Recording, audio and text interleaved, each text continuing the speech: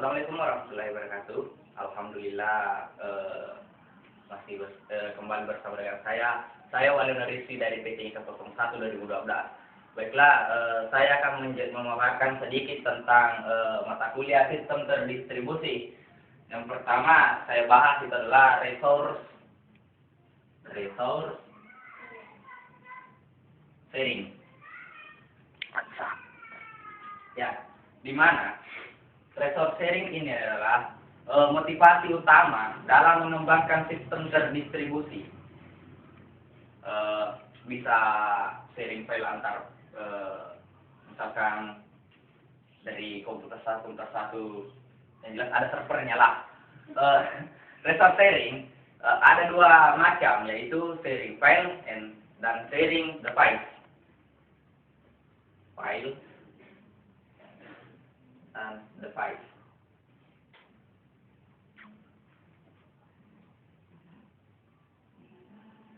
Device ya di mana kita ketahui adalah file adalah berkas dan device adalah sebuah alat. Misalkan contohnya berkas adalah file Microsoft Word, Excel, PowerPoint, dan sharing device. Misalkan yang paling sering kita dipakai adalah printer.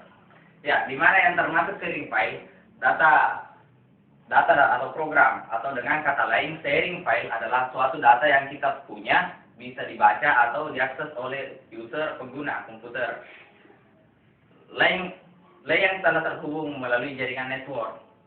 Jadi semuanya ini yang dua harus ada penghubungnya dengan network. Ya, begitulah.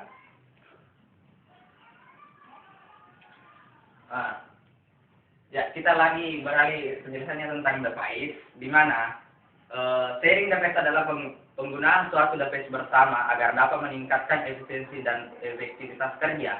Misalkan kita ambil sebuah contoh berupa printer lah, printer yang disambung dengan user, sebuah komputer server, maka komputer klien juga bisa menggunakan printer tersebut. Tapi kita menuju ke selanjutnya, banyak cara ke Roma, sebetulnya cara untuk men-sharing, bukan cuma hanya mulai dari peer to peer, masih banyak lagi topologi lainnya. Yang kedua, kita mulos sedikit bahas tentang internet. Di internet kita juga melakukan sharing, tapi dengan bantuan yang namanya www adalah www singkatan dari World Wide Website. Nah, World Wide Website adalah suatu ruang informasi yang digunakan oleh suatu pendeteksi global yang dilamankan URL atau resource identifier yang berfungsi sebagai mengidentifikasi sumber daya yang berguna dan resource sharing dengan teknologi client server, karena World Wide Website merupakan bagian dari internet yang menyediakan berbagai jenis resource yang dapat ditampilkan oleh pengguna. Nah, ini maksudnya World Wide Website ini sebuah sistem yang mengolah sumber-sumber data sehingga dikumpulkan di www dan kita mulai mengaksesnya di situ. Contoh www Google. Semua informasi di situ, www Yahoo. Itu adalah sebuah sumber yang terpusat.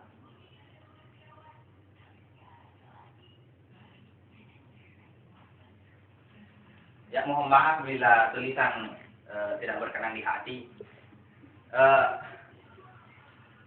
Adapun di sini saya menjelaskan tentang kelanjutan dari www dan internet. Kebingungan membedakan antara website dengan internet muncul disebabkan website menjadi amat populer saat ini, menjadi layanan internet paling tinggi penggunaan trafik dan mengundang user awam baru dari berbagai latar belakang. Nah, di mana ini internet internet merupakan international connection. Terus yang www yang mewadahi, yang mengantarnya terkoneksi. www mungkin kalau bisa digambarkan adalah sebuah jalur. atau sumber terpusat.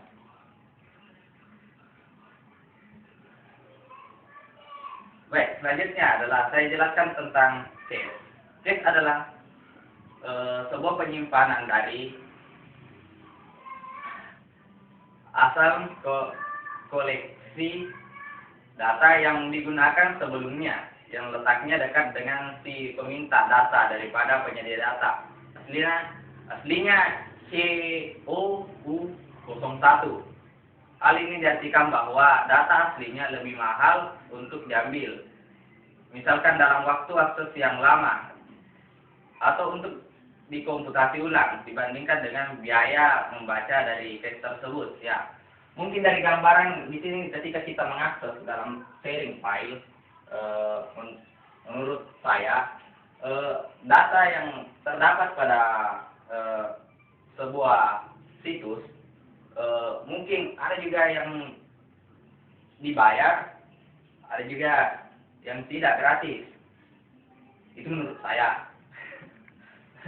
Ya, selanjutnya di sini tentang masih cache. Ini mungkin data maksudnya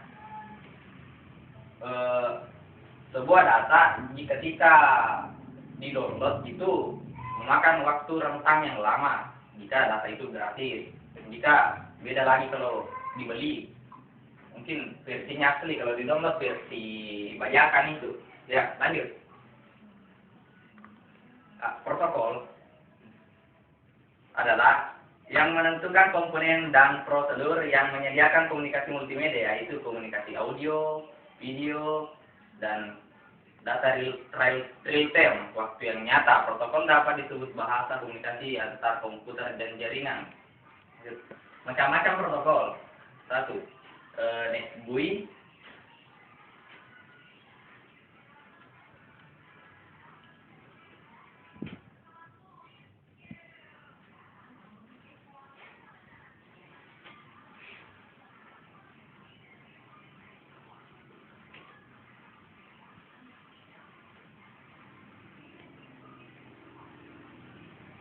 Pertama adalah NetBEUI.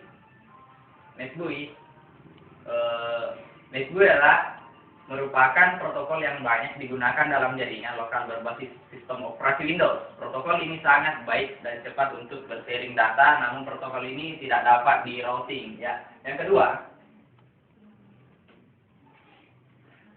IPX dan SPX.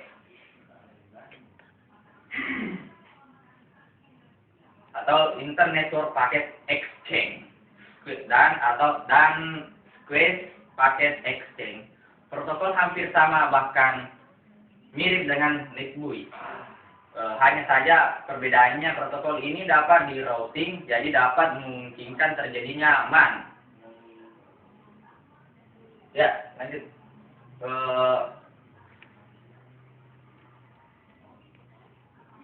Protokol yang dikembangkan oleh OSI atau ISO. Protokol ini sudah digunakan oleh beberapa institut.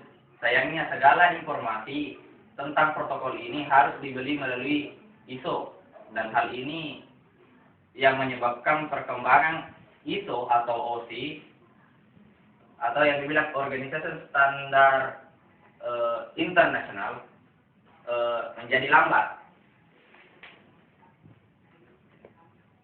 TCP/IP transmission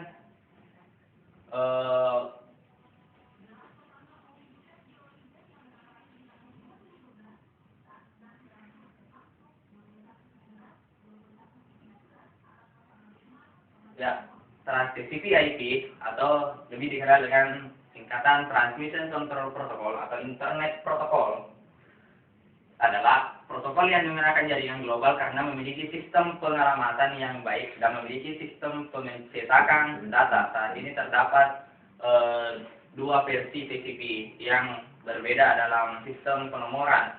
Ya, TCP itu ada dikenal dengan TCP IPv4 dan IPv6.